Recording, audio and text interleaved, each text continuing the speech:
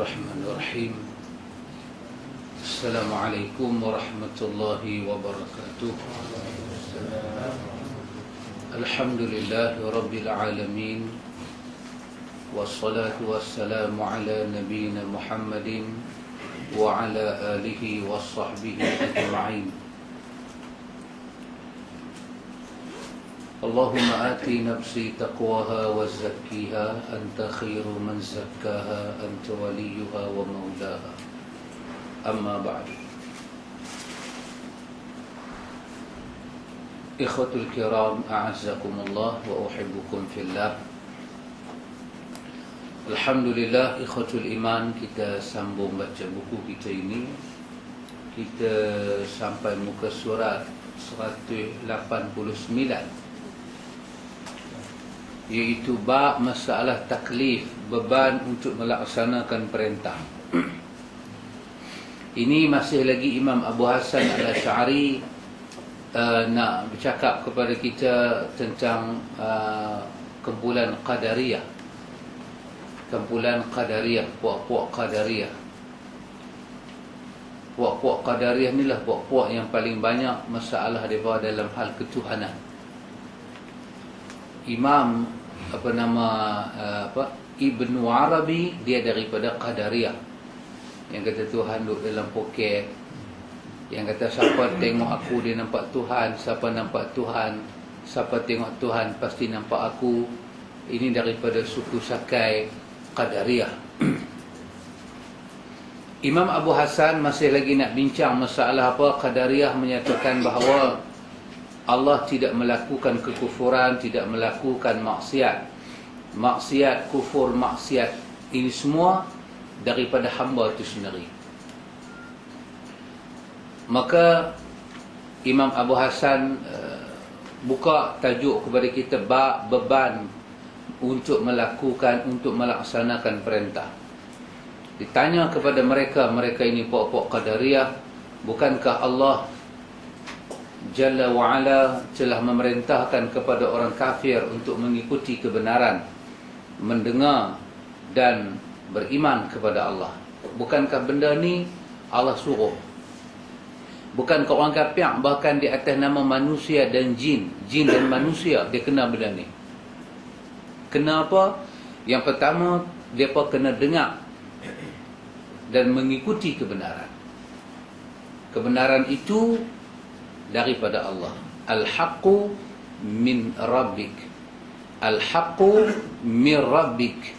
Fala takunanna minal mumtarin. Kebenaran itu daripada Rabb engkau Muhammad. Kau jangan jadi orang yang meragukan kebenaran daripada Tuhanmu, wahai Muhammad. Tak diragukan kebenaran itu, bahkan kita disuruh ikut kebenaran. Kita disuruh mendengar. Lepas itu ada ayat tentang alladzina yastami'una alqawla, orang-orang yang mendengar perkataan, fayattabi'una ahsanah, lepas tu dia kena ikut benda yang paling baik.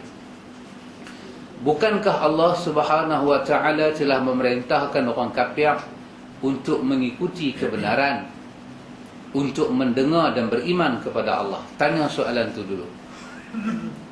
Terpaksa mereka menjawab ya. Puak-puak Qadariyah ni dia akan kata ya, memang macam itulah.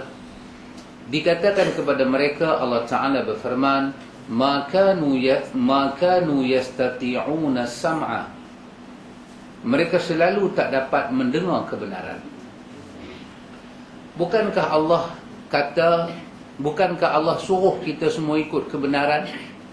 Bukankah Allah sebut dalam banyak ayat, ittabi'u ma unzila min rabbikum. Terima, ikut apa yang diturunkan daripada Tuhan kamu kepada kamu. Bukankah Allah suruh kita ikut kebenaran? Bukankah ada ayat menyatakan bahawa mereka selalu tidak dapat mendengar kebenaran? Jadi Allah suruh mereka ikut kebenaran, tapi di satu tempat Allah menyatakan tak semua daripada mereka boleh ikut kebenaran. Jadi tak semua daripada mereka yang ikut kebenaran itu, masa mereka tak ikut kebenaran itu dengan izin siapa? Siapa yang pergi bagi satu kuasa pada mereka sampai mereka tak ikut kebenaran? Kuasa tu mai ikut mana?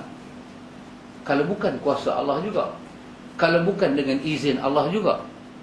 Qadariyah kata kita tak boleh kata Tuhan yang izin mereka untuk tak ikut, sebab Tuhan suruh ikut. Macam mana Tuhan pergi bagi tak izin ikut? Ahlu sunnah kata tak, bukan semua benda yang Allah perintah kepada hamba dia berjalan. Bukan semua benda yang Tuhan tak suka pada hamba dia, benda tu tak ada.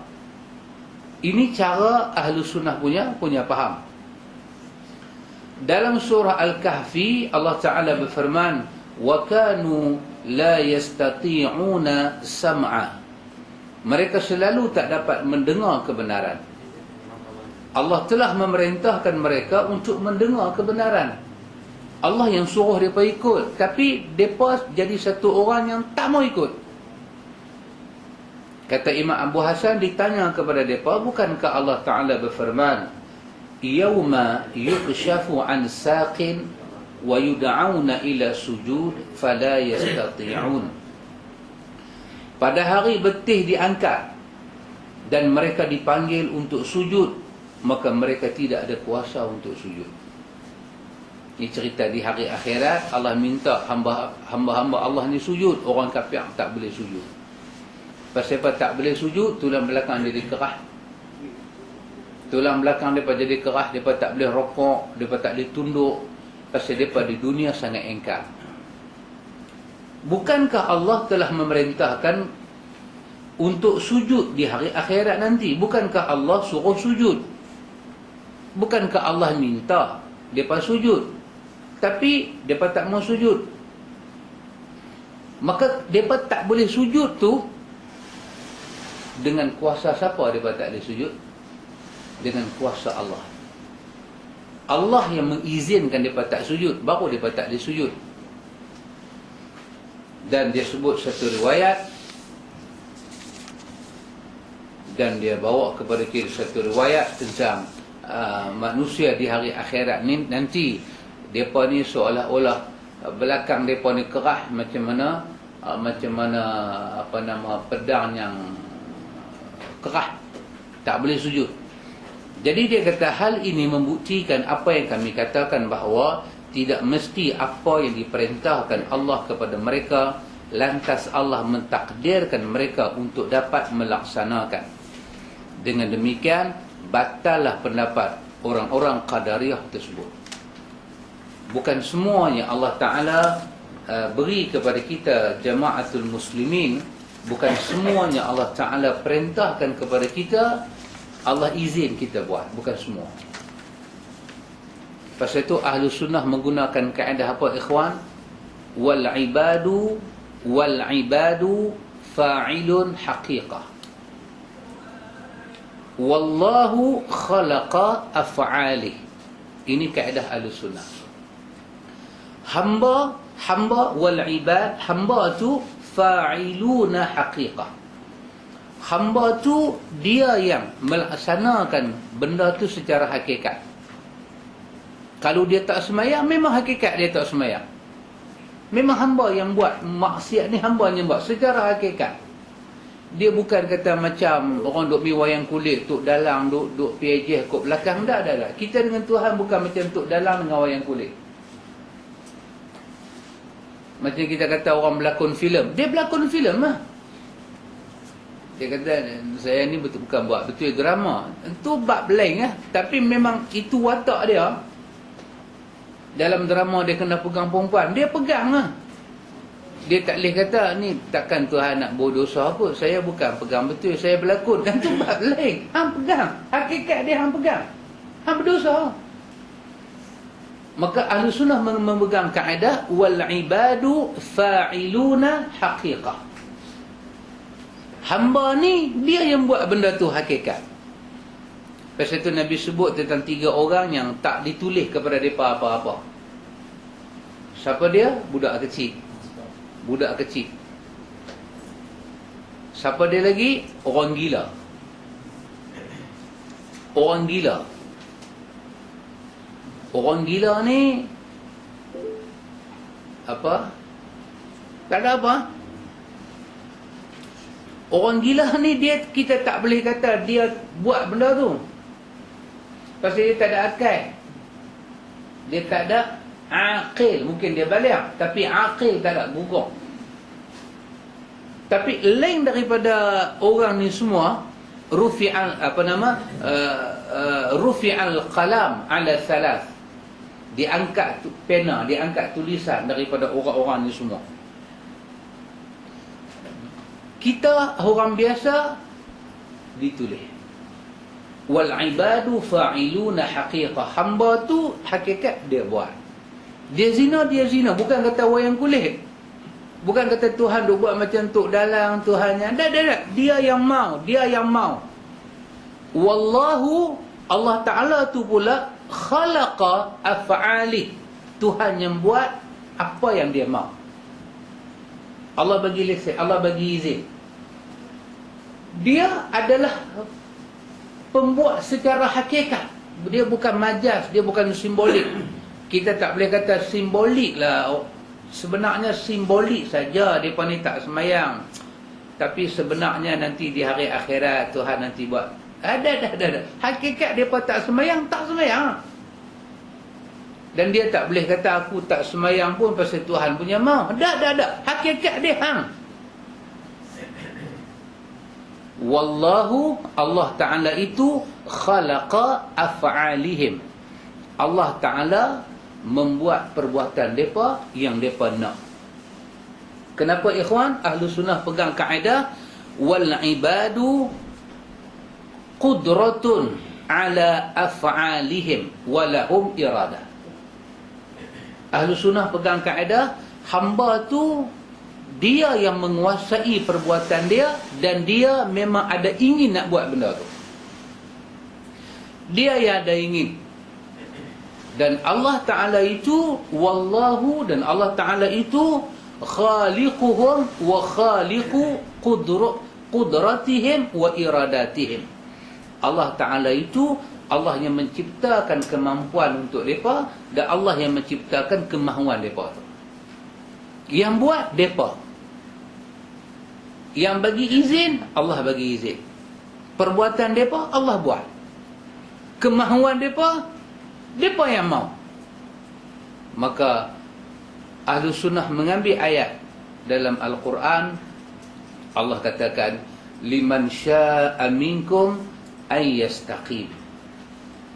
Siapa daripada kamu nak ambil jalan yang lurus, dia boleh ambil jalan yang lurus. Dia ada kudrah, dia ada iradah, dia ada kuasa memilih dan dia ada kemahuan. Kudrah dengan iradah ni Allah Subhanahu Wa Ta'ala kira secara hakikat hamba tu buat satu-satu benda tu. Qadariyah kata apa? Tak. Benda baik Tuhan buat, benda jahat hamba tu buat sendiri. Ahlu Sunnah kata tak. Ahlu Sunnah kata tak. Manusia tak pernah dipaksa buat apa-apa. Allah bagi akal, Allah bagi pedoman, Allah hantar Rasul, Allah bagi kitab, Allah bagi semua kepada manusia ni, semua Allah bagi. Maka manusia ada kemahuan, manusia ada dia punya kekuasaan dia di atas benda ni semua. Allah izin. Imma syakira wa imma kafura. Ikhwan, kadang-kadang benda ni ikhwan, benda ni kita kata kita baca Quran, kita baca hadis, kita jumpa benda yang paling asas. Tapi pada sebahagian orang, dia tak nampak. Pasal apa kita pun tak tahu. Kalau dia tanya kat kita, dia kata, Ustaz, pasal apa mereka ni tak nampak? Kita tak tahu. Macam budak-budak kan, kita duk habaq ni, cawan ada depan, dia lari, brum, dia pergi. Kita kata cawan ada depan, dia lari pula, brum, lari-lari, siapa? Kita kata berapa jelangak hang ni punya duk lah. Kalau orang tanya kat kita, awak budak perangai lagu tu, kita tak tahu nak jawab. Kita pun tak tahu nak jawab. Kalau kita kena ambil budak tu, buat satu interview dengan dia, awak perangai hang lagu ni? Hang pasal apa jadi lagu ni? Siapa yang duk asut hang? Tak ada jawapan. Dalam Al-Quran, Allah Subhanahu Wa Ta'ala katakan, afahasibtum annama khalaqnakum abatha wa annakum ilaina la turja'un.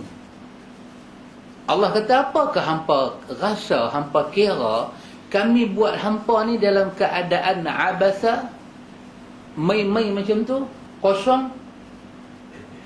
Adakah hampa rasa wa annakum, hampa semua ni, ilaina, kepada kami, la turja'un, tak akan dikembalikan? Satu ayat tu hamba turun dalam surah Al-Mu'minun ayat 115. Kalau kita baca ayat ni, baik dia faham bahasa Arab, kan dia tak faham, kan dia tengok terjemahan, ayat ni ada benda ayat ni beritahu kat dia. Afahasibtum, adakah kamu hisap, kamu kira, kamu sangka, adakah kamu sangka annama, sesungguhnya khalaqnakum abasa, kami cipta hampa ni main-main? Satu, wa annakum ilaina la turja'un, adakah hampa sangka hampa tak akan kembali balik pada kami? Daripada ayat ni, kalau kita baca secara, orang kata secara bodoh kita, Tuhan kata dalam ayat ni, Tuhan bukan buat kita main-main. Dan kita boleh faham maksud main-main tu apa dia. Adakah Tuhan buat kita sampai bola tak boleh main, tenis tak boleh main? Adakah maksud main-main tu main benda tu? Kita boleh faham. Adakah kami ciptakan kamu untuk abasa? Dia bukan kata tala'ub, dia kata abasa. Tak ada maksud. Adakah kami ciptakan kamu tak ada pasal, tak ada tujuan? Dalam satu ayat dalam surah Al-Qiyamah, Allah katakan, ayahasabul insan an yutraka suda. Adakah manusia sangka kami lepaskan dia sorang-sorang lagu tu? Kita baca ayat ni, ada benda yang boleh bawa kita fikir. Ada benda boleh bawa kita fikir. Tapi sebahagian orang, dia baca ayat ni, dia dengar ayat ni, pasal apa dia tak boleh fikir? Tak tahu. Kita tak buat satu kajian yang agak detail, mendalam. Tapi orang macam kita baca, kita kata tak boleh ni. Tak boleh ni. Dalam surah Al-Mulk, Allah katakan apa dia? Ala ya'lamu man khalaq wa huwa al-latiful khabir. Adakah menasabah, Tuhan kata, adakah menasabah Tuhan yang mencipta kamu, dia tak tahu apa-apa pasal kamu? Tuhan tanya. Ala ya'lamu man khalaqa, adakah yang menciptakan kamu itu, dia tak tahu apa-apa pasal kamu? Wa huwal latiful khabir, sedangkan dia yang menciptakan kamu itu bersifat dengan latif. Siasatan dia cukup halus, pengetahuan dia cukup halus. Khabir, dia sangat mengetahui. Yang halus dia tahu, yang kasar dia tahu. Latif ni benda seni, benda dalam. Benda dalam dia tahu. Khabir, benda yang nampak cara kasar pun dia tahu. Adakah menasabah urusan hidup manusia ni, Tuhan buat manusia, lepas tu Tuhan tak tahu apa-apa pasal manusia? Allah kata, ala, adakah benda tu masuk akal? Ya'lamu man khalaq, yang menjadikan kamu tak tahu apa pasal kamu. Tapi ada orang, jamaah sekalian, dia baca ayat macam ni, dia tak dapat apa-apa. Dia tak dapat apa-apa. Dia baca ayat yang kita duk baca tu, wa ma khalaqatul jinna wal insa illa liya'budun. Bukan kata kita hafal, dia pun hafal juga. Bukan kata ahlu sunnah hafal, Syiah pun hafal ayat tu, Qadariyah pun hafal ayat tu, Mu'tazilah pun hafal ayat tu, Jahmiyah pun hafal ayat tu. Ayat yang kita baca tadi pun, surah Al-Mulk pun mereka hafal juga. Tapi mereka masih nak kata benda yang kufur, benda yang maksiat, kita buat, Tuhan tak tahu apa-apa. Tuhan tak terlibat. Allah kata, ala ya'lamu man khalaqa wa huwa al-latiful khabir. Aku buat dia, lepas tu aku tak tahu apa-apa dia nak buat. Ini satu benda kita belajar dalam akidah. Akidah pasal itu kita kata akidah Ahlussunnah ni apa dia? Tariqul wadih. Jalan yang terang, sahal, mudah. La haraj. Dia tak ada benda nak bagi kita susah tangkap. Dia wadih, dia sahal, dia terang, dia mudah faham. Dia mudah faham. Tapi kita duk baca malam ni jemaah sekalian berkenaan dengan Qadariyah ni, dia masih tak boleh terima. Kata kalau kita buat maksiat itu Allah izin. Mana mungkin Allah boleh izin kita buat maksiat sedangkan dia benci dengan maksiat. Kita jawab berapa kali dah, Imam Abu Hassan duk jawab, dia kata tak, bukan macam tu. Bukan macam tu. Imam Abu Hassan bagi contoh apa dia mudah. Kita duk belajar dah yang lepas-lepas. Dia bagi contoh orang sakit makan ubat. Sikit penyempai ke ubat tu. Tapi kamu tu telan juga. Pasal apa? Sembuh. Sembuh. Allah tak suka dengan maksiat, tapi Allah cipta maksiat. Dalam Quran kata walanabluwannakum bisyarri wal khairi. Kami uji kamu dengan benda buruk, kami uji kamu dengan benda baik. Kami uji kamu dengan nikmat, kami uji kamu dengan nikmah. Nikmat benda elok-elok masuk, nikmah jenis balak masuk. Dua-dua tu kata Allah, linabluwakum, kami uji kamu. Ayyukum ahsanu amala. Lepas tu kami nak tengok siapa gantung hati kuat mai kat kami. Ni kita duk baca. Maka Imam Abu Hassan kata daripada ayat tadi, hal ini menunjukkan apa yang kami kata, bahawa tidak mesti apa yang diperintahkan Allah kepada mereka lantas Allah mentakdirkan mereka dapat melakukannya. Allah suruh kita semayang, tak mesti bila Allah suruh kita semayang Allah mentakdirkan semua orang semayang. Tak mesti macam tu. Kenapa tak mesti macam tu? Kita jawab wallahu alam. Allah yang tahu. Kita kata wallahu alam. Hak kita cakap pasal Tuhan ni, dia kena ada hak. Kita mesti kata wallahu alam. Abdullah bin Mubarak kata, kalau orang tengok satu orang bagi 10 soalan, 10-10 dia jawab, hang ketahuilah orang ni orang gila. Mesti ada juga 1-2 soalan dia mau kata wallahu a'lam. Subhanallah.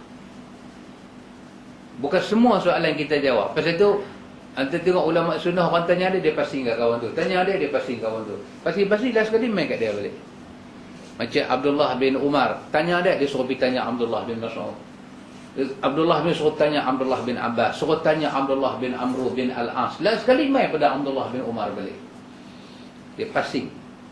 Kami tak suka, kami suka berlepas diri daripada menjawab soalan. Kerana jawab soalan ni benda yang leceh. Benda yang leceh. Baik, masalah Qadariyah tanya lagi. Masalah, bukankah Allah memberi rasa sakit kepada anak-anak ketika di dunia seperti anak yang menderita penyakit kusta yang dapat memotong tangan, kaki dan lainnya? Semoga Allah lindung kita daripada penyakit tersebut yang membuat mereka merasa sakit. Apakah hal itu boleh jadi? Boleh jadi kan macam tu? Tanya kat dia, Allah bagi budak-budak ni sakit. Dia sakit, budak-budak ni sakit pelik-pelik.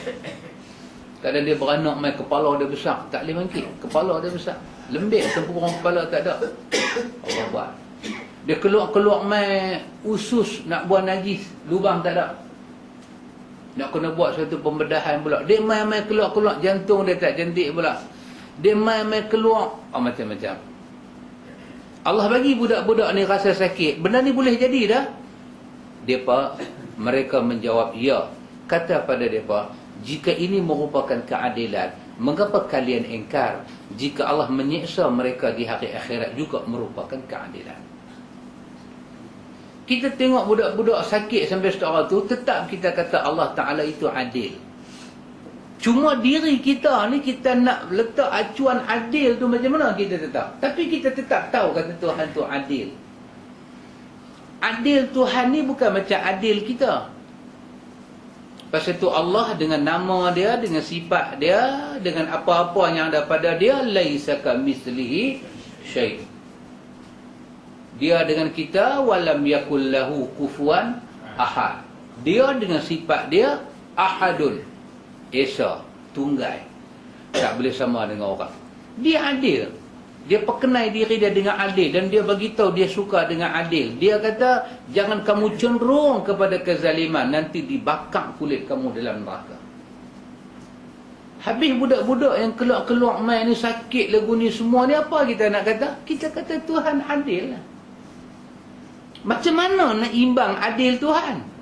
Kita tak boleh. Kita kena bergantung pada nas. Kita kena bergantung kepada sumber dia, kepada dalil, kepada Quran. Dalam Quran, dalam surah An-Nisa, Allah Ta'ala kata, Allah tak pernah buat zalim pada hamba dia walaupun seberat zarah. Walaupun seberat zarah. Tak. Tuhan tak buat. Tuhan tak pernah zalim walaupun sebesar zarah. Tapi ni semua keluar main ni, apa cerita dia? Cerita dia Tuhan adil. Cerita dia Tuhan mau macam tu. Cerita dia Tuhan melakukan sesuatu yang ada manfaat untuk hamba dia, bukan untuk Tuhan. La tak nampak apa lagi? Tak nampak bukan makna tak ada.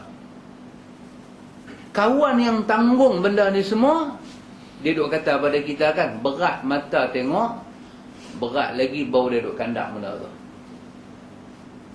Imam Abu Hasan kata, kalau itu Qadariyah pun kata adil, Ahlu Sunnah pun kata adil, kata kepada mereka, kalau orang-orang ni tak sembah Allah Ta'ala ni, orang-orang ni semua ni, orang kafir ni semua ni, kesan daripada mereka tak taat kepada Allah, kemudian di hari akhirat Allah bubuh mereka dalam neraka, itu juga adil. Kata mereka itu tak adil. Kenapa tak adil? Kalau Tuhan mentakdirkan dia buat benda buruk, lepas tu Tuhan bubuh dia dalam neraka, tak adil. Mana boleh adil?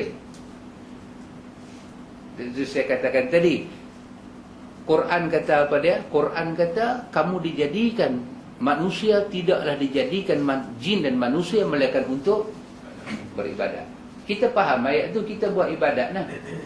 Tapi mai pula satu gelintir manusia dia fikir macam mana tak tahu, dia masak dengan otak dia, dia fikir. Dia cipta satu resepi otak baru. Dia kata mana boleh ni? Kalau Tuhan cipta kita buat ibadat, dia bagi penyakit. Buat apa? Penyakit ni menghalang kita buat ibadat.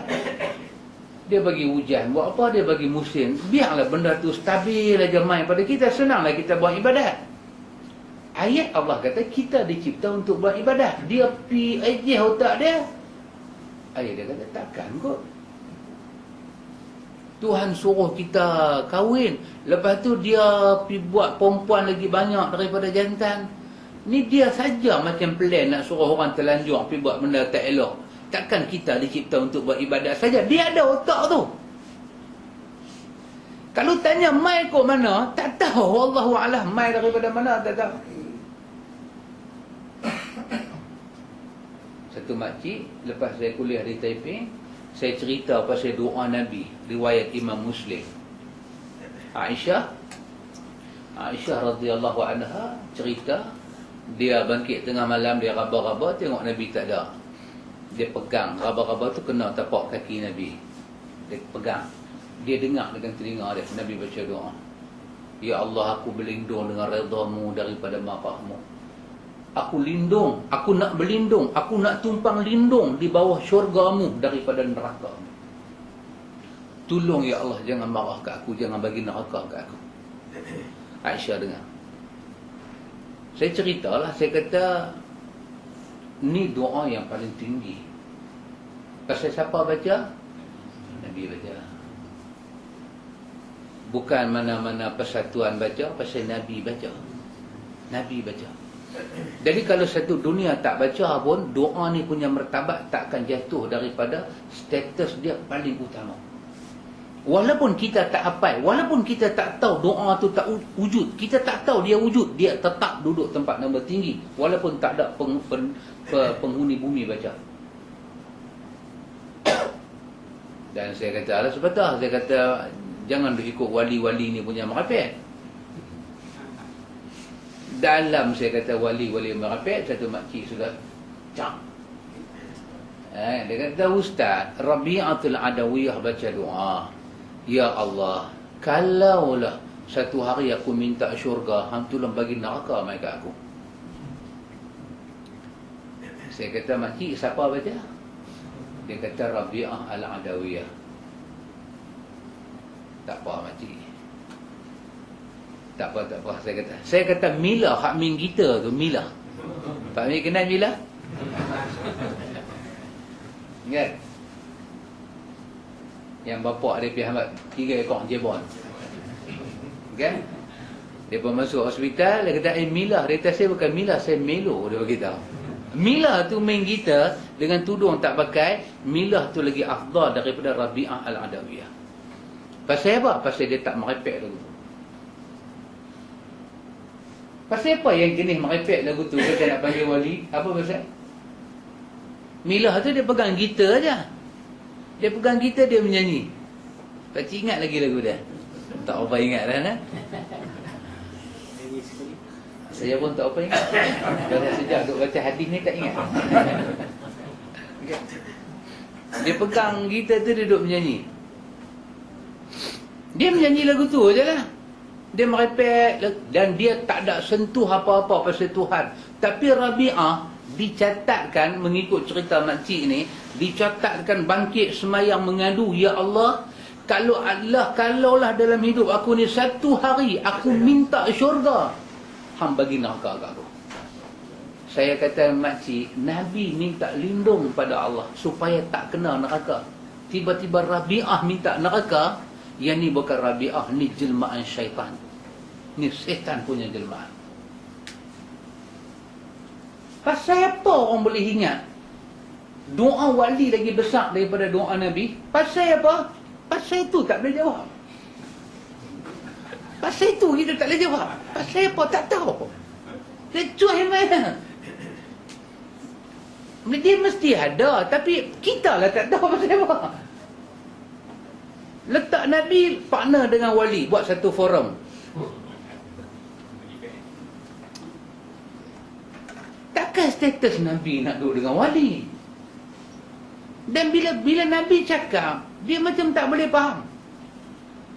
Kan baru ni di Matan Nibong saya bagi contoh hadis Imam Bukhari. Apa dia? Nabi kata, nak tengok dia ni satu jalan aja, mimpi. Nabi kata, man ra'ani fil manam fasayarani fil yaqazah. Siapa tengok aku dalam mimpi, akulah tu. Artinya, bolehkah kita ni nak tengok wajah Nabi? Boleh. Siapa pun lah daripada kita, bukan ada syarat. Bukan ada syarat dia kena mengisi borang jadi ahli jawatan kuasa persatuan apa ke? Tak ada. Bayar Tahun RM3, insya-Allah boleh mimpi Nabi. Tak ada. Macam mana syarat mimpi Nabi? Bismillah, sembahyang 2 rakaat macam kita sembahyang ba'diyah isyak ni, minta. Ya Allah, aku nak tidur sekali lagi, bagi sekali aku tengok muka Nabi. Kita buat witir 1 rakaat sebelum tidur. Ya Allah, ni witir aku buat ni sunnah Nabi hang lah. Dan hang pun ada sifat witir. Hang suka dengan witir ni. Ya Allah, bagi aku jumpa Nabi sekali. Habis, tak tu. Tak ada nak makan kurma jampi ke, kismis ke, apa ke. Tak ada. Bismillah, tidur. Tidur. Allah nak bagi, dia bagi. Dia tak bagi. Minta lagi. Kan, seperti kata rohani kata, malam ni Abang Jamil balik rumah Kak Tipa, besok balik rumah Kak Sena, lusa balik rumah ni sampai Abang Jamil mampus. Jadi kita minta. Kita nak jumpa Nabi, minta. Kata ni duk minta seminggu tak dapat, minta lagi. Abang Jamil pun sampai mampus duk bergiliang. Kita baru minta 1 hari tak dapat, duk merengah dah. Minta lagi. Tegakkan sunnah dia, sayang, wujudkan rasa cinta kepada dia. Macam mana? Belajar sunnah dia. Anas bin Malik kata apa kan? Aku tengok Nabi makan, Nabi suka makan labu manis. Dalam hadis Bukhari, dia suka makan labu manis, kan? Aku pun makan labu manis. Nabi tanya aku, yang makan labu ni pasal apa? Anas kata, tak tahu. Apa yang suka makan, aku pun suka makan. Ya? Tapi orang hari ni, dia bukan cerita sahaja dia mimpi Nabi. Dia cerita pada kita, benda yang keluar daripada hadis itu, Nabi keluar daripada kubur, masalah dengan dia.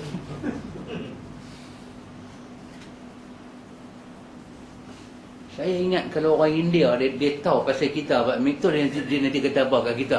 Ayo, Dia henti kata lagu tu kat kita. Dia boleh kata lagu tu kat kita. Yang Nabi kata dalam mimpi saja, titik. Bukan koma, titik. Titik maksud dia tak ada ayat dah. Lepas tu putui. Nak buat ayat kena pakai perangan baru. Betul tak? Saya matematik lah. Bahasa Melayu dapat A hari tu ni. Pasal apa dia boleh cerita lagu tu? Pasal apa orang boleh faham? Yang tu pasal itu kita nak fikir tak dapat. Pasal apa kita letak akal kita letak hak kita nak pi tu, kita letak limit dia. Limit dia apa? Nas. Limit dia apa? Ayat Quran. Limit dia apa? Hadis-hadis yang sahih. Limit dia apa? Para sahabat. Limit dia apa? Ijma' dalam agama ni. Tu kita punya speed kita tu pergi macam tu. Tapi speed sebahagian orang dia pergi lajak lah. Bila Allah campakkan mereka masuk ke dalam neraka kerana mereka maksiat Allah di dunia, kata pokok Qadariyah Tuhan tak adil. Tak boleh kata lagu tu Tuhan tak adil. Maka mereka layak dikata masuk neraka bukan ada kena mengena dengan Tuhan, kerana maksiat daripada diri mereka sendiri dan mereka yang sendiri masuk pergi neraka. Tuhan tak nak campak hamba dan masuk neraka. Macam mana dia boleh fikir macam tu? Tak tahu. Tak tahu. Selagi setan ni duk ada, iblis ni duk ada, kita tak tahu. Tak boleh fikir. Kita tak boleh fikir. Macam mana kita tak boleh fikir? Apa yang kasih Ahmad fikir? Macam tu kita tak boleh fikir. Dia boleh terima Prime Minister. Dia boleh terima Deputy Prime Minister. Dia boleh terima kita punya, orang putih panggil raja apa? King. Kita punya King Kong ni semua dia boleh terima. Dia tak boleh terima Nabi. Cuba pejam mata fikir. Benda apa ada dalam kepala otak dia punya dalam. Tak boleh fikir. Tak boleh fikir. Kita habaq kat dia, kita kata Pakcik Kasim, kita panggil Pakcik lah, 60-70 duk Pakcik Kasim, ni Prime Minister mai. Oh, dia kata kita kena hormat. Ni kita punya pemimpin. Dia hormat. Dia tengok orang gantung gambar Prime Minister di pejabat-pejabat. Oh, dia kata tak apa, tak ada apa, tak ada syirik, tak ada apa. Dia tengok kita punya king, kita punya orang besar-besar, tak ada, semua dia boleh terima. Anak, bini dia, cucu, semua dia boleh terima. Satu orang aja dia tak boleh terima. Siapa dia? Muhammad. Sebut di mulut pun dosa. Dia. Kita nak pergi selongkar tu tak dapat. Kita duk kena debu, dia duk bersin, sesak dapat. Dia duk dalam kepala otak dia. Tak tahu. Yang duk ada dalam kepala otak orang sufi, orang tarekat, apa yang ada? Mereka nak cerita apa dengan Nabi keluar daripada kubur tu? Mereka nak cerita apa ni semua ni? Nabi boleh main masa mereka selawat ni semua. Mereka nak bagi tahu apa? Hak tu kita duk fikir. Nanti duk main kuliah lambat tiap minggu tu. Bukan saja main lambat, pasal duk fikir kat mereka. Tak dapat. Pengin juga nak tahu. Tak boleh dapat. Mai satu masa kita tengok, bila nas mai macam tu, kita kena berhenti ikut nas. Mimpi ada. Tambah hadis Muslim, lam yabqa minan nubuwah illa al-mubasyirat. Mimpi Nabi itu satu daripada mubasyirat, khabar yang menggembirakan. Dan kita tahulah macam mana mimpi Nabi. Ibnu Hajar cerita dalam Fathul Bari panjang, Nabi mai sebagai Nabi, bukan sebagai penjual ubat, bukan sebagai nak bagi tarikat apa dah. Nabi sebagai Nabi, agama dah sempurna. Dia bukan main sebagai, dia Nabi. Allah bagi pertemuan tu, orang putih panggil moment. Betul pertemuan. Tak betul nampak ni tak betul. Siapa bagi balai tengok tu macam tak betul. Pertemuan kita dengan Nabi dalam mimpi tu, bukan Nabi nak main jual pil apa-apa. Ni jaga-jaga mimpi Nabi, tengok ada batu geliga duk dia tapak tangan. Pakai seumur hidup. Dah. Nabi senyum, cukup dah. Tengok muka dia, cukup. Dia tak payah dia tak payah dia tak payah apa. Dia tak perlu kata apa-apa. Al-yawma akmaltu lakum dinakum. Agama dah sempurna. Kalau dia nak kata apa pun, mesti dia kata apa yang dia dah tinggal kat kita. Sepatah dia kata kat kita, istiqamah. Ya, apa dia istiqamah? Pegang Quran, pegang sunnah, tu istiqamah. Takat tu je. Takat tu, dia tak abang panjang. Dia tak boleh abang panjang. Ni Nabi sembang panjang dengan kita kan. Nabi kata, siapa nak minta anak darah hang tu? Nabi tanya. Kita kata, mereka ni pakai buntak. Nabi kata, aku tengok dia itu, aku satu macam ya. Nabi abang lagu tu. Tak tu dia jaga. Tak ada, Nabi tak masuk campur. Nabi tak masuk campur ni. Kita nak menikah dengan siapa, Nabi tak masuk campur. Kalau masuk campur juga, setan. Kalau kita boleh nampak Nabi keluar daripada kubur, confirm setan. Demi Allah, itu setan. Pasal apa? Tengok Nabi hanya dalam mimpi dan dia main sebagai seorang rasul. Bukan pembawa syariat baru dah. Itu titik. Kita berhenti dekat tu, break kita. Tapi ada orang dia beli kereta baru, dia speed laju. Dia speed laju, dia tinggal kita kat belakang. Hampa dekat dalam mimpi ni, aku nak pergi Kuala Lumpur, Nabi duduk dah sebelah ni. Naik BMW pergi dengan Nabi. Nabi ceramah, Nabi teringin nak dengar aku ceramah maulud. Speed laju. Apa dalam kepala otak dia? Tak. Ni, kita duk baca pasal Qadariyah.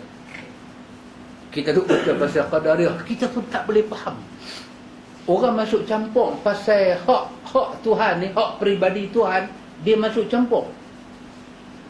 Saya tanya sahabat sembahyang tak lagi. Pergi rombongan, wang kelian. Wang kelian bukan pergi umrah, wang kelian.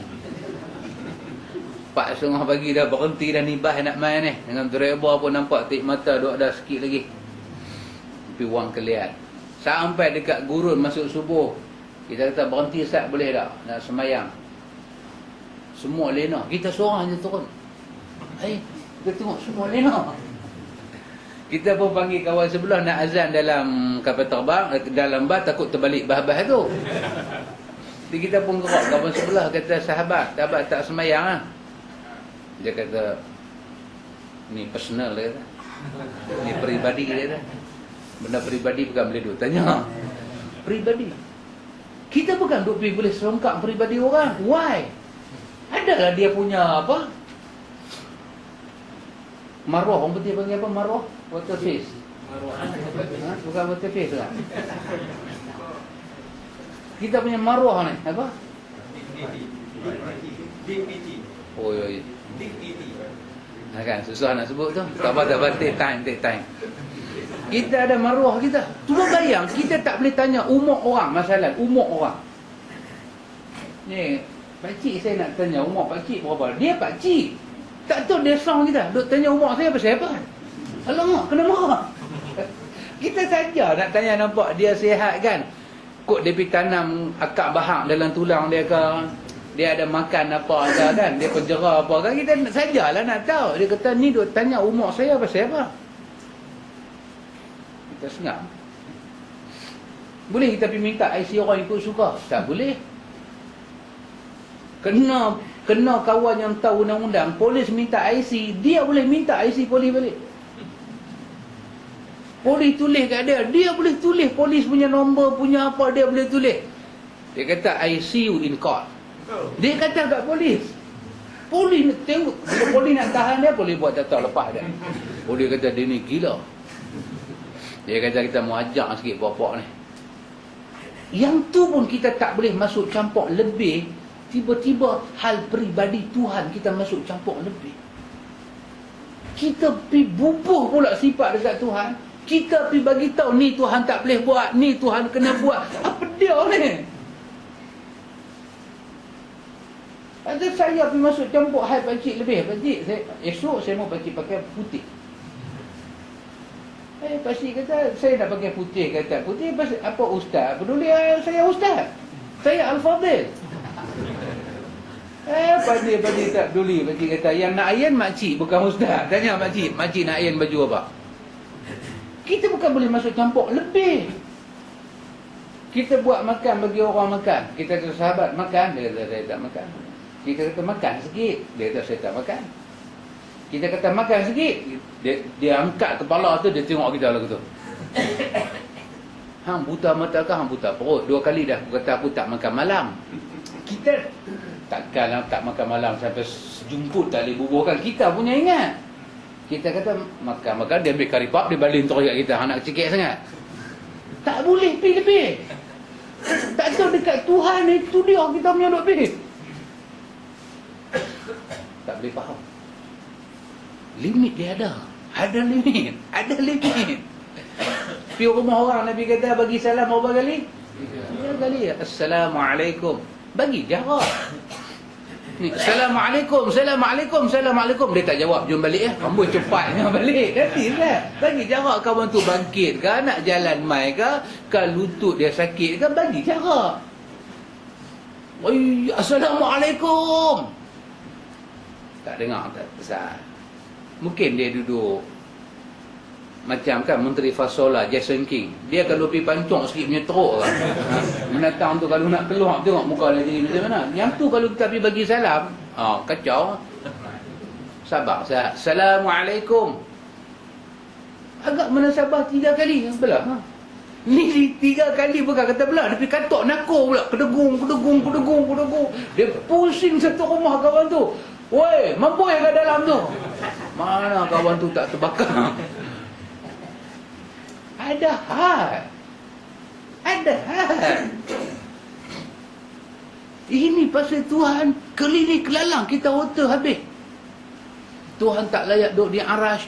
Tuhan tak boleh buang orang masuk ke dalam neraka. Tuhan tak boleh mengizinkan orang buat maksiat. Semua kita yang duk pergi letak syarat dekat Tuhan. Lepas tu kita kata dia Tuhan kita. Ini kita duk baca dalam Al-Ibanah ni. Kata kepada mereka, jika Allah menimpakan rasa sakit kepada mereka bermanfaat sebagai pelajaran bagi kedua orang tua mereka, dan ini dikatakan keadilan. Kalau Allah Ta'ala bagi anak dia sakit dan itu sebagai pelajaran kepada orang tua, anak kena sakit, yang belajar, yang lulus ujian mak bapa. Anak yang sakit tapi yang lulus ujian mak bapa. Kalau itu pun kita kata adil, maka pada hari akhirat nanti Allah menyiksa anak-anak orang kafir agar orang tua mereka bertambah merasa sakit. Ini juga berarti keadilan. Kalau Allah campak anak orang kafir masuk dalam neraka, Allah campak, yang kena bakar kita nampak anak, tapi yang sakit siapa? Mak bapak yang tengok anak dia merana. Itu juga wajar, adil. Tapi adakah Tuhan nak buat lagu tu? Tuhan tak buat lagu tu. Ni sebagai satu contoh saja. Kita marah cucu kita, yang sakit hati siapa? Menantu kita. Tampak badan dia sekali, ataupun tak payah tampak, dia duduk lari-lari, kita kata tu dia jemuan, ikut mak hang apa? Mak hang tu menantu kita lah. Ikut mak hang apa? Perangai tak senonoh. Sekejap lagi kan, mak dia main tak apa, mak cik nak balik kita kata loh mai awal nak balik, Rasulullah baca duduk 4 jam dah mak, wahai baru 2 minit. Pasal anak kena makan mak rasa. Dan dia bawa satu hadis untuk menyokong, tapi hadis ini adalah hadis yang dhaif. Kita tinggalkan hadis tu. Tentang anak-anak ni juga ada disentuh dalam sebuah riwayat daripada Nabi sallallahu alaihi wasallam. Juga hadis yang dhaif. Tentang apa nama? Jika kalian mau akan aku pendengarkan raungan mereka dalam neraka. Nabi kata, hampa mau tak aku nak minta ke Tuhan supaya Tuhan bagi hampa dengar macam mana suara budak-budak kafir ni mati masuk neraka dia pun menjerit. Nak dengar? Hampa mau kau boleh minta kat Tuhan bagi hampa dengar. Tapi riwayat ini riwayat yang dhaif, yang lemah. Maka dia nak beritahu apa yang Tuhan akan buat. Apa yang Tuhan akan buat adalah apa yang Tuhan mahu. Dan itu semua tertakluk di bawah kesempurnaan dia. Dikatakan kepada mereka, bukankah Allah Ta'ala berfirman, tabbat yada abi lahabin wa tab. ma aghna anhu maluhu wa ma kasab sayasla naran zata lahab. Binasalah kedua tangan Abu Lahab dan sesungguhnya dia akan binasa. Tidaklah berfaedah kepadanya harta bendanya dan apa yang dia usahakan. Kelak dia akan masuk ke dalam neraka yang apinya menjola-jola. Api itu galak naik ke atas. Api itu duduk galak naik atas. Imam Abu Hasan ambil ayat ni. Apa dia nak kata? Allah telah memerintahkan kepadanya agar beriman dan telah menetapkan sesuai dengan ilmu Allah bahawa Abu Lahab tidak akan beriman. Beriman ni Abu Lahab pun kena. Tapi masa dia hidup lagi, turun ayat dia tak beriman. Adakah bermakna Tuhan buat zalim pada dia? Tak. Dalam ilmu Allah, perbuatan hamba itu, hamba tu mau apa? Dalam ilmu Allah. Hamba tu nak buat apa? Dalam ilmu Allah. Sebahagian daripada benda tu Tuhan bagi maklum kepada kita melalui nas. Sebahagian Allah simpan pada dia, kita tetap. Allah bagi tahu nas kepada Nabi dalam ilmu dia, Fir'aun masuk neraka. Maka turun wahyu pada Nabi, Fir'aun masuk neraka. Fir'aun aja. Fir'aun, Haman, Qarun, Namrud, ahli neraka. Turun ayat Quran, dia paling masuk neraka. Nabi cerita dia paling masuk neraka. Tuhan bagi tahu takat tu, Nabi berhenti takat tu. Saya teringat siapa dia, Dr. Zakir Naik. Dr. Zakir Naik kata, Abu Lahab ni, dia ada satu keistimewaan. Dia boleh buktikan Nabi Muhammad itu dusta. Dan dia boleh jadi satu orang yang top sampai hari ni kalau dia buat benda tu. Tapi sayang, Allah tak bagi kat dia. Tapi dia boleh buat. Itu ayat ni kata, dia masuk neraka. Senang aja, dia masuk Islam. Dia masuk Islam bermakna ayat ni tipu. Tapi Quran ini benar dia kata. 10 tahun. Oh, tu dia pakcik kata. 10 tahun pakcik mengaji tafsir. 10 tahun pakcik kata. Ayat ni turun dengan jarak dia mati. 10 tahun. Dia ada masa. Senang aja dia boleh declare Quran ni tipu. Pasal Quran kata dia, harta benda dia bukan kata harta benda dia, wa mar'atuhu. Bini dia. Bini dia masuk neraka. Senang aja. Dia bagi 5 tahun kat Nabi untuk bagi kita kata Quran ni tak betul. Lepas 5 tahun dia masuk Islam. Dia masuk Islam, habis. Satu bukti yang besar. Dia boleh kempen. Oh, dahsyat. Tapi Allah Subhanahu Wa Taala nak tunjuk wahyu Allah Taala, Rasul dia benar. Dia tak masuk Islam. Dia mati. Habis perang Badar tu, dia mati. Dia tak boleh terima apa yang jadi. Bini dia pun, bini dia, wa mra'atuhu, dengan dia, dengan harta dia, dengan bini dia, semua sekali Tuhan cekak, balik masuk neraka. Sedangkan Allah perintah mereka beriman, mereka kena beriman. Tapi Allah yang tahu kemahuan hamba dia, dan Allah izin iman tak masuk dalam hati mereka. Pasal apa? Pasal hamba ni ada kemahuan dan ada kuasa untuk diri dia, Allah bagi. Dan di situ tidak melambangkan kata bahawa Allah Ta'ala ni zalim apa-apa. Berita yang dikhabarkan Allah tu benar dan terbukti bahawa Abu Lahab tak beriman. Padahal Allah telah memerintahkannya agar beriman. Tidak akan berkumpul antara iman dan ilmu Allah. Yang mengetahui bahawa keimanan itu tak akan terjadi dan tidak ditakdirkan untuk beriman. Jika demikian halnya, maka Allah telah memerintah Abu Lahab untuk melakukan sesuatu yang tidak ditakdirkan untuknya. Sebab Allah mengetahui, Allah memerintah agar beriman, sementara Allah mengetahui dia tidak akan beriman. Kata kepada Qadariyah ni, nak selesai ayat ni lagu mana? Jadi bila turun ayat, sebelum dia mati dia tak beriman. Sedangkan seruan beriman itu dah sampai. Nak kata Tuhan zalim ke? Tuhan tak zalim. Tapi Tuhan tahu apa benda hamba dia nak pilih. Tuhan tahu. Tuhan ada ilmu. Apa benda hamba dia nak pilih. Tuhan ada ilmu. Tuhan tahu. Apa benda hamba dia nak buat. Tuhan tahu. dalam ilmu Tuhan. Tapi Tuhan bagi dia pilih. Tuhan bagi iradah pada dia. Tuhan bagi kudrah pada dia, kekuasaan. Tuhan bagi pada dia, ambil. Tapi apa yang dia akan ambil dalam pengetahuan Tuhan. Jadi kita pun kadang-kadang macam tu kan. Kita kata pada kawan, hang tengok sekali lagi, dia ni nanti pergi lagu ni. Dia ni lah nampak elok. Sekali lagi hang tengok kesudahan dia lagu mana. Tak tahu jadi lagu tu.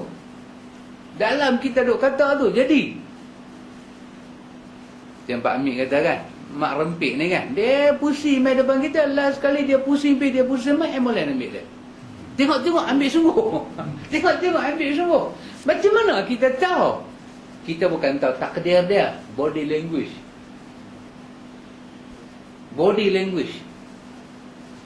Ni macam kita duk mengaji ni lepas isyak lagu ni kan. Buka ceri mata, letak, tenyih mata, pakai balik. Body language.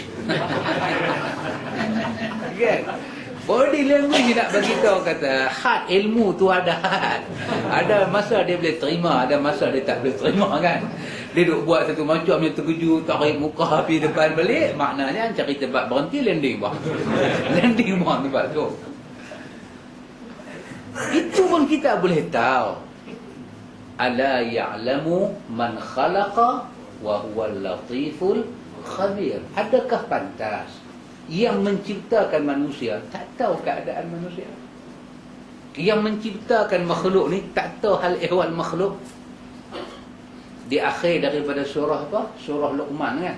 Allah kata beberapa benda yang kita tak tahu. Bumi mana kita nak mati? Bila kita nak mati? Budak dalam kandungan itu apa dia? Hujan nak turun bila? Kiamat. Ilmu sa'ah, ilmu kiamat. Allah kata siapa pun tak tahu. Semua adalah ilmu Allah. Semua adalah ilmu Allah. Ni hak kita duk pergi hospital, bini kita dah mengandung, doktor scan nampak budak tu lompat-lompat ni semua, yang tu dah jadi. Yang tu dah jadi. Tuhan duk bercakap ni, Tuhan duk bercakap dia kahwin, dia masuk malam pertama, suami dia bagi benih kat dia. Anak apa nak jadi? Ni yang kata berjuta-juta benih duk lari nak pergi ke rahim tu, nak lari lagi. Berjuta-juta mati. Sekok macam anak berudu je duk lari pergi. Cap kata lekat. Masa tu siapa pun tak tahu, Tuhan tahu dah. Tuhan tahu dah dengan siapa dia nak kahwin, berapa hari nak kahwin, dia nak cerai bila, sebab cerai bila. Lepas tu hero mana pula nak masuk dalam hidup dia, berapa lama pula dengan hero tu. Lepas tu tersentak, terulung. Lepas tu nak jadi macam mana, berapa anak nak main, berapa anak keluar main hidup, berapa keluar main mati, keluar main cacat. Tuhan tahu. Pasal itu selamat kita pakai akidah Ahlussunnah untuk memastikan dalam bab-bab yang macam ni, jemaah sekalian. Saya ambil tajuk yang pendek ni. Dikata kepada mereka, bukankah Allah memerintah agar beriman walaupun dia mengetahui hal itu tidak terjadi? Allah tetap suruh kita beriman pada dia. Tapi dalam ilmu Allah ni, Allah tahu siapa dia nak beriman tak beriman. Bukankah macam tu? Mereka jawab, ya. Kata pada mereka, jika kalian mampu untuk beriman sementara Allah mengetahui bahawa itu tidak akan terjadi, apakah hal itu akan terjadi? Hana kata apa dalam kes ni? Tanya balik pada Qadariyah ni, Hana kata apa? Allah tahu. Allah perintah dia dan Allah tahu. Apa yang Allah mau kat dia tak akan jadi. Baik, yang akan terjadi pada dia apa? Tentu yang akan terjadi pada dia apa yang Allah mau. Yang ni Hana kata apa? Hana kata apa yang ni? Jika mereka jawab tidak, berarti mereka telah sepakat dengan kita. Kalau dia kata tak mungkin jadi benda yang Tuhan, tak mungkin jadi benda Tuhan tak mau, mesti jadi benda Tuhan mau, Tuhan izin. Kalau dia jawab lagu tu, maknanya dia dengan kita sepahaman. Kita pun kata lagu tu, banyak benda Tuhan tak reda jadi. Pasal reda bab lain, izin bab lain. Tuhan makbulkan doa hamba dia, bab lain. Tuhan bagi ya. Dan jika mereka menjawab ya, berarti mereka telah menyangka bahawa para hamba, kalau dia berkata mana mungkin, Yang akan terjadinya ialah apa yang hamba tu pilih, bukan apa yang Tuhan tentukan. Kalau depa jawab lagu tu, maksud dia depa telah membuat satu kenyataan hamba sanggup beriman tanpa diketahui oleh Tuhan. Maknanya ada satu benda dalam dunia ni jadi yang Tuhan dah out of record. Habis siapa record lah? Siapa yang record tu? Kita baca takat ni Pak Amir kan. Cuba bayang Pak Amir, orang yang ikut yang kata apa, Harun mengaku Tuhan tu. Harun yang mengaku Tuhan tu. Harun bin apa pun tak tahu lah. Dia pergi mengaku Tuhan tu, yang ikut dia tu. Kita bukan nak cakap Harun tu. Mungkin apa nama, pihak pendaftaran tersilap nama, dia nak buat Harun Marut, terbubuh Harun. Kita panggil dia Harun. Tak apalah Harun, dia tu satu bab. Yang ikut dia tu, dia bukan menjual ubat. Kalau dia kata ni, saya jual ubat kuat, ubat saya ni kalau makan 3 hari, 6 hari kuat. Kan dia tu jumpa jual ubat, dia kata apa pakcik? Ini nama dia Makjun Sangkut.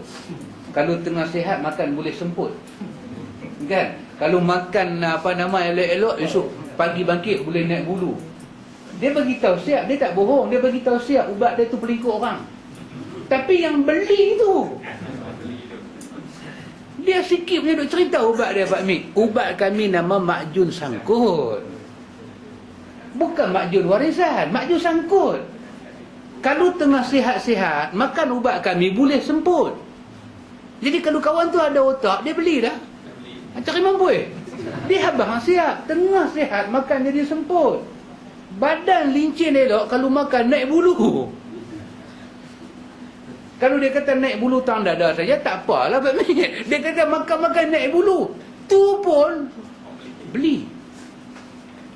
Beli makan, tak tahu semput betul esok pagi. Mereka mai jual lagi sekali, buat kelak kambing 3-4, pukul terus ya. Siapa? Yang kata Harun ni, Harun bin Wallahu Alam ni, dia mai. Dia beritahu dia Tuhan. Allah, tak boleh fikir. Dia seorang Tuhan.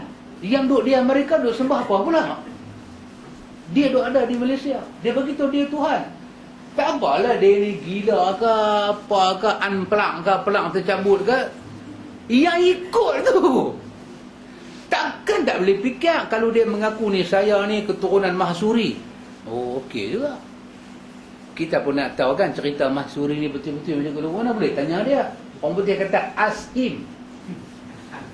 Dia macam mana? Ask him. Him tu ganti nama lelaki-lelaki kan? Him ke he? Ask him. Tanya dia. Bolehlah. Ni kata Mahsuri betul-betul orang mana? Orang Langkawi ke orang Perai? Sajalah boleh tanya dia. Dia bukan beritahu kata dia keturunan Mahsuri. Dia beritahu dia Tuhan. Alamak, kita duk mengaji, ni kerja Fir'aun. Ni kerja Fir'aun. Bolehlah kita tanya kat dia sikit, betul-betul sifat Tuhan ni 20 ke 13? Pun orang tak tanya juga kat dia. Boleh pergi ikut. Last kali yang kata Tuhan Harun ni sakit. Sakit Pak Mik. Tak boleh bangkit. Pergi hospital Kuala Lumpur. Doktor pagi tu terkejut. Tak terkejut ke Pak Hamid? Tuhan masuk wad. Aduh, takat tu yang pengikut pun tak boleh insaf lagi. Aduh, yang ni yang kita tak boleh dapat. Tak boleh dapat ni kita duk baca ni, kita duk baca dekat Qadariyah ni bagi kita duk pening. Macam mana boleh fikir lagu tu? Depan kita pun fikir tak dapat. Depan kita pun fikir tak dapat. Dia duk panggil nama kenduri arwah juga. Ada ni nak buat arwah. Nak buat arwah. Quran kata yas'alunaka 'anir ruh. Dia kata yang tu roh ni arwah. Nak dia cakap. Kita kata sahabat nanti nak kata belajar bahasa Arab habis, kita pun tak habis, tak pandai. Tapi takat yang kata mufrad, musanna, jamak tu tahulah. Singular dia roh, plural dia arwah. Kita kata, you know what mean singular, plural ni. Tahu tak? Mufrad dia, ruh. Jamak dia, arwah. Dia kata, ni bukan jamak. Ni bukan jamak kasar. Ni kenduri arwah. Wah, makan campur tu. Kita kata, panggil nama kenduri sudahlah. Sebab bila kita sebut kenduri arwah, itu membawa makna kita ada kepercayaan dan konteks akidah dengan alam balik sana. Lepas itu nama arwah. Just abang kenduri je ni, saya nak buat kenduri, mat. Tak payah abang hari 1, hari 2, hari 40. Kalau dia tak abang lagu tu, Pak Amir, kita sikit punya lapang dada ke? Lepas pula kita boleh curi. Yang kita tak pergi pasal dia duduk abang. Dia kata ni Batu Ilmi minta ni, tak kira dalam pukul 10.30 mai rumah saya buat arwah sikit. Buat arwah sikit. Dia suruh kita buat arwah sikit. Kita kata sahabat, tukar nama lah. Pasal yang nak mai ni bukan arwah. Yang nak mai ni. Pirana ni semua ni bukan arwah. Arwah duk kena sangkut alam barzah no. Yang tu pun dia tak lepas. Kita pergi cerita dia nganga. Dia nganga. Tak tahu nak abang ke mana, dia nganga. Kesian. Kita tambah kita duk pergi sentuh akidah. Kita duk pergi sentuh akidah. Bab-bab yang kita dah lepas baca, Tuhan duk ada di aras. Tuhan berada di atas aras dengan ketinggian. Tuhan berada di atas segala makhluk dia dengan ketinggian sifat dia duk ada di situ. Oh, jam. Dia kata, hang bagi tahu ni terlalu tinggi. Dah tinggi apa? Dia kata, Baitul Ilmi. Tak ada tinggi apa? Tak ada. Yang tinggi belah atas je. Kami duduk bersila di bawah. Tak ada siapa tinggi. Oh, dia kata, hang gila anda cerita macam tu. Habis nak cerita macam mana? Cerita yang mudah faham. Tuhan ada kat mana-mana, senang. Ada tengok manusia ni. Saya bagi satu contoh pada antum. Perkataan Abdullah bin Mubarak. Abdullah bin Mubarak ni, ikhwan, dia kata, ini saya ambil daripada kitab Al-I'tisam. Al-I'tisam. Dia kata, bila kita buat satu benda, yang benda tu automatically tak ikut Nabi, kita akan nampak cacat benda tu. Cuma kita perasan, cuma kita tak perasan. Itu ya. Tapi dia cacat. Dan cacat dia itu, dia akan bercanggah dengan dasar ilmu kita belajar. Saya bagi satu contoh Pak Amin. Satu contoh. Kita sembahyang. Assalamualaikum warahmatullahi. Assalamualaikum warahmatullahi. Kan? Ikut sunnah Nabi macam mana? Cerita sunnah dulu. Habis imam bagi salam, dia pun buat satu pusingan. Dia menghadap makmum. Dia menghadap makmum tu untuk apa? Dia nak tengok makmum lah. Berapa lama habis dia berhadap makmum? How long? Lepas orang Penang pergi Kuala Lumpur patah balik? Not too long. Tak lama mana. Orang putih kata few of minute. Apa? Oh, off tak ada, ha? Few minute. Beberapa minit pun kita kata tak sampai. Tapi sajalah few minit. Dia duduk. Lepas tu, after few minit, apa dia buat? Nothing. Meninggalkan sejadah, masuk dalam rumah. Sunnah. Kalau semua orang buat lagu tu, ada timbul masalah tak? Tak timbul Dia adalah fitrah. Tapi cuba tengok. Bila kita tinggal sunnah, dia timbul masalah.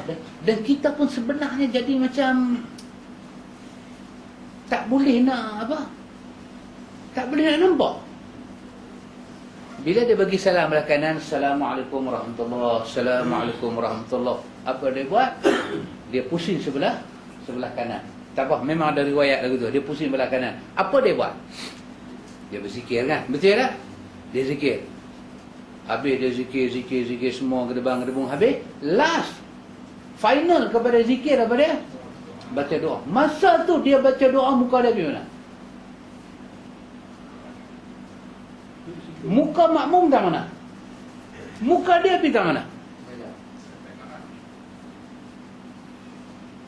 Kita baca doa, muka dan dada kena duduk tak mana? Kiblat.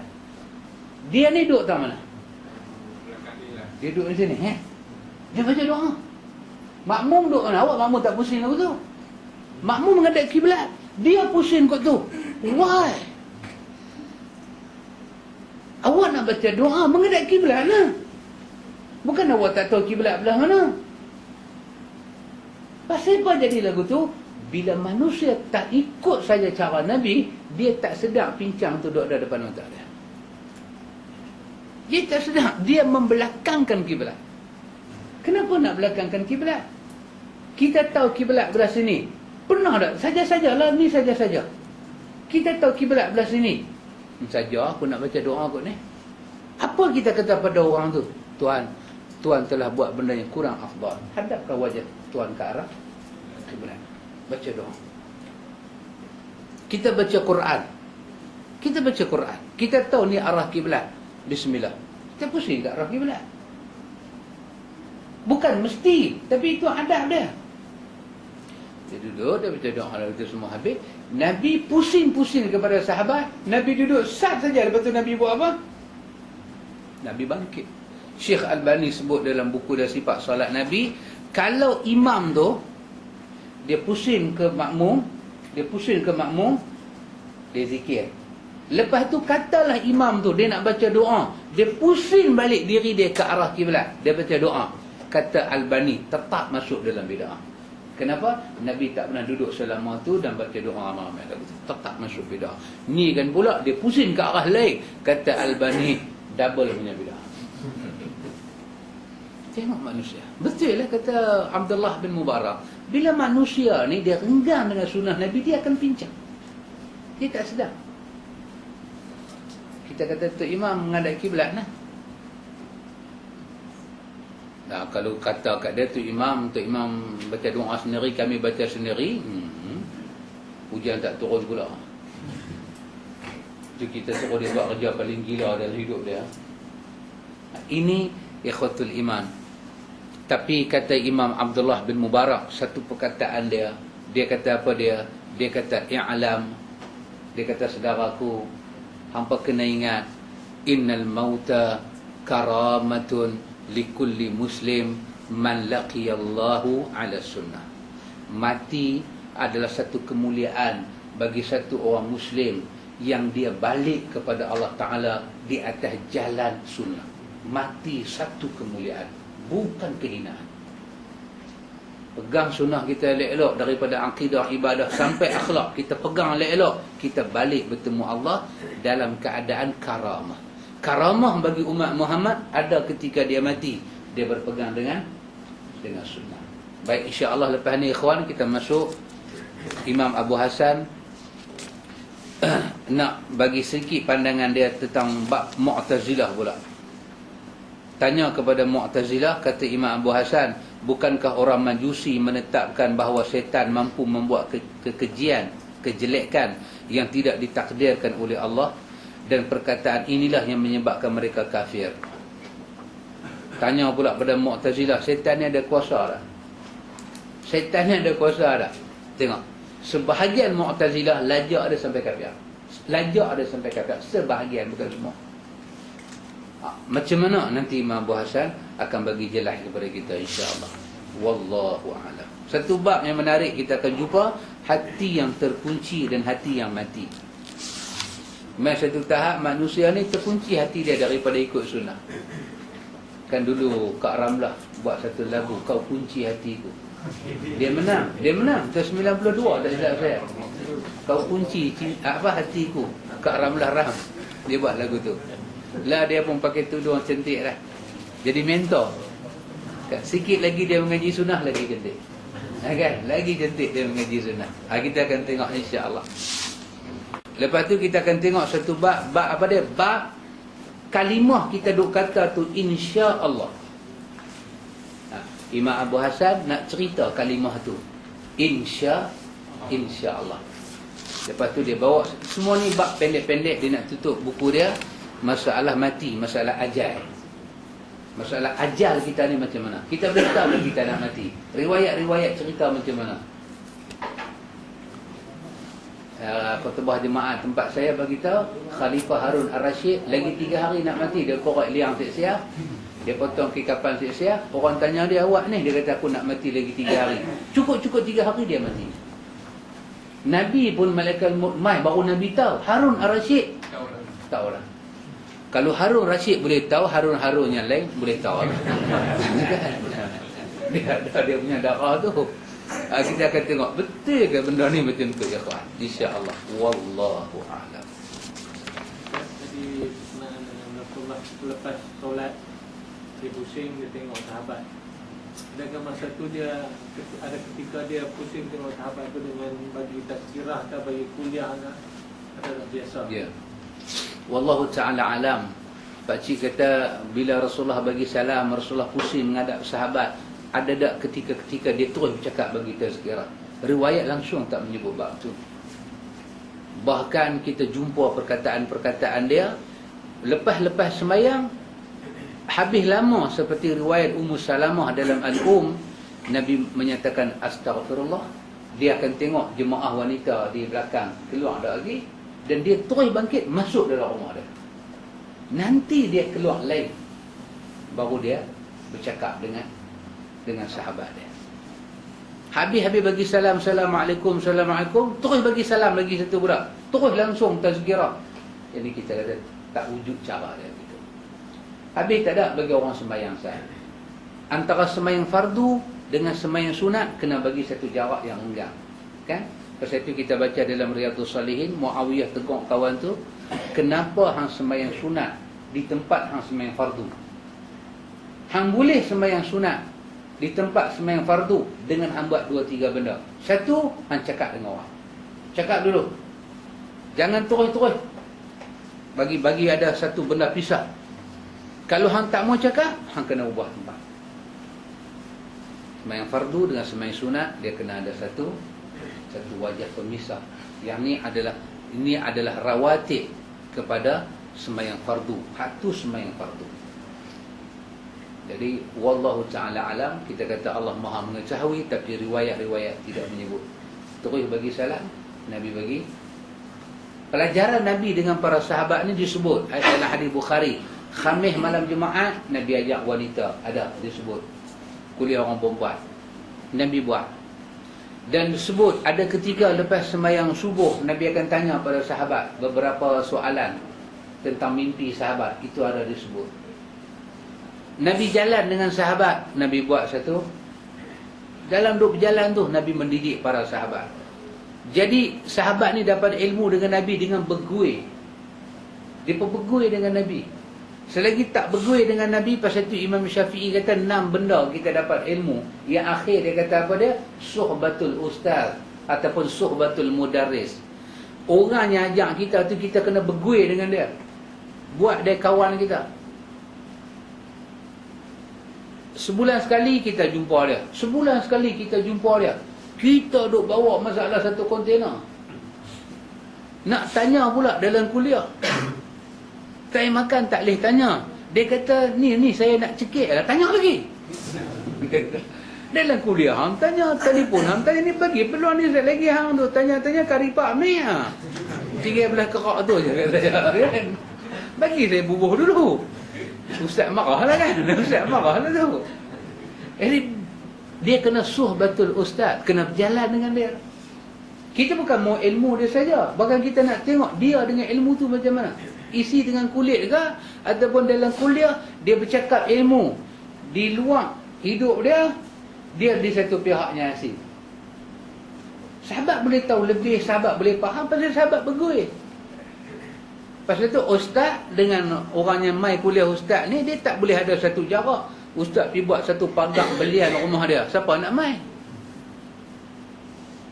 Bel tu, ting-tong. Bel tu pun diamond. Anak murid mai, anak murid tak mai. Habis siapa mai? Pencuri lah mai. Dia mai curi lah rumah ustaz. Kena ada. Kalau ustaz terlampau tanjak sangat, orang tengok orang jadi apa? Kalau ustaz pun sampai jadi satu macam punya selekeh pun, anak murid main naik pekuda ustaz tu pula. Dia pekuda ustaz tu pula. Motor ustaz tu dia pinjam, kereta ustaz tu dia pinjam, dia pergi parkir rumah dia. Allah dia kata ustaz ikut cara Nabi sudahlah. Hang naik kereta aku, rotek hang susah kat aku. Hang bawa kereta aku. Ustaz susah juga lagu tu. Jadi pandai-pandai suhbatul ustaz itu penting. Hidup Nabi berguil dengan sahabat. Saat lagi waktu duha, sahabat belajar dengan Nabi. Saat lagi maghrib, sahabat belajar dengan Nabi. Saat lagi sahabat duduk di tepi-tepi masjid duduk sembang, Nabi keluar mai. Nabi kata apa duduk sembang? Sahabat kata cara Nabi tanya tu. Sahabat kata tak ada apa ya Rasulullah, kami cerita dulu kami jahiliah lah, kami Islam lah, kami syukur lah dapat Islam. Hang bimbing kami. Nabi kata aku bukan marah. Aku cuma nak confirm. Sebab malaikat mai rumah aku. Malaikat kata Allah berbangga dengan apa yang kamu duduk sembah. Sahabat duduk situ. Kadang-kadang ada masa sahabat tunggu Nabi buat kuliah, Nabi buat tak tahu. Kadang-kadang sahabat pergi masjid semayang, lepas tu nak rehat, tengok-tengok Nabi bagi nasihat. Kadang hati kubur, Nabi bagi nasihat, balik semayang raya, Nabi likan orang perempuan, nanti sat, hampa ni kena banyak sedekah. Hampa ni kena banyak sedekah, kena banyak istighfar. Nabi kata dalam hadis dia. Pasal aku tengok dalam neraka ni banyak perempuan. Kes paling besar Nabi kata apa dia? Dia suka mengherdik suami dia. Nabi kata. Dia ligan orang perempuan, dia habaq benda tu. Subhanallah. Kita pun betul ada peluang kita jalan sekali dalam kereta, bukan mesti pegang mikrofon. Assalamualaikum warahmatullahi. Itu formal sangat. Satu macamnya sembang Satu macamnya buka, ustaz duduk depan, duduk tiga orang duduk belakang sembang, driver jalan lah. Driver jangan pusing kat ustaz. Tak sampai Kelantan, sampai hospital Kelantan. Sembang lah. Tanyalah hadis siapa akan nak tanya ke ustaz, ustaz ni sirah ni macam mana ni, ustaz ni nak tanya, ustaz punya faham sirah lagu mana. Bukan tanya soalan saja, nak tanya ustaz punya faham macam mana. Kita dapat kaedah dia faham. Kita dapat lah. Kalau kita dah buat malu kan, sebelum ustaz masuk kereta kita tak boleh masuk, sebelum ustaz duduk kita tak boleh duduk, sebelum ustaz jamah kita tak boleh jamah. No, kambing duk tergolek depan mata. Ustaz ni banyak orang duk tanya kat dia.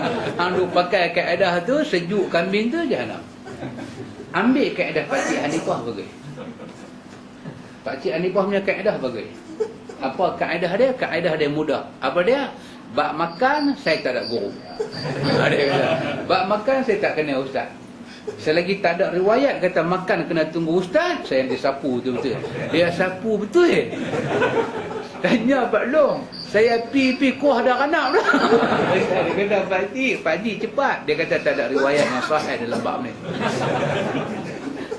Itu betul. Mana dah? Betul. Wallahu a'lam.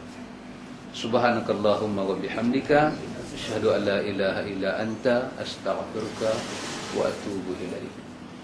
Kuliah